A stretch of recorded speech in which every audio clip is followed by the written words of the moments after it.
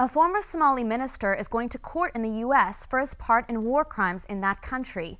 The U.S. Supreme Court is set to hear a torture case on Wednesday involving Muhammad Ali Samantar.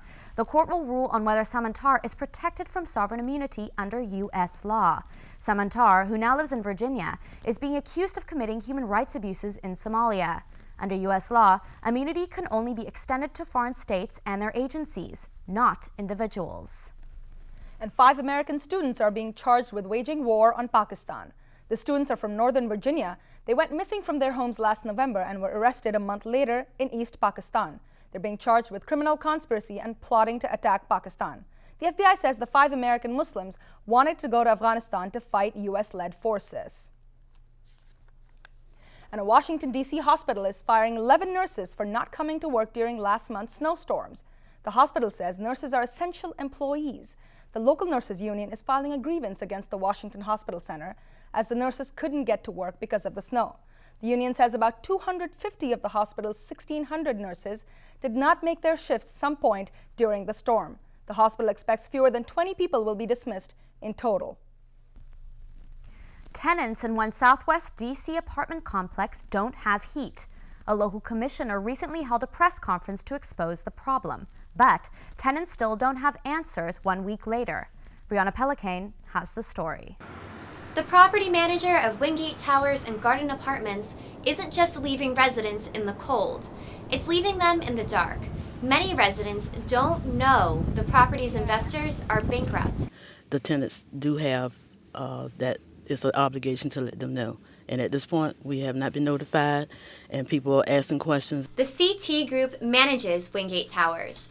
It told Commissioner Lee it would not tell residents Wingate is in foreclosure. It's the same as, you have a job and you don't even know your job has filed for bankruptcy. That you can go to work the next day and they tell you that you don't have a job anymore. So a lot of people are feeling that they're living in that situation. The property manager could not be reached for comment. Many people who live at Wingate get housing vouchers from the government. No one knows what will happen to the complex, but I did receive a call from someone in government stating that there is no contingency plan for the Wingate. So if people would have to leave here, they really don't have anywhere in the city for them to go.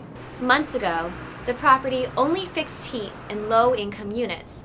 It left the rest of the units without proper heat since December. I was using my gas stove to heat, and I have a heater in the bedroom. Resident Bernice Liverpool gave a press interview last week. She invited District Wire News to come to her apartment and see her heater, but security would not let us in the door despite the invitation.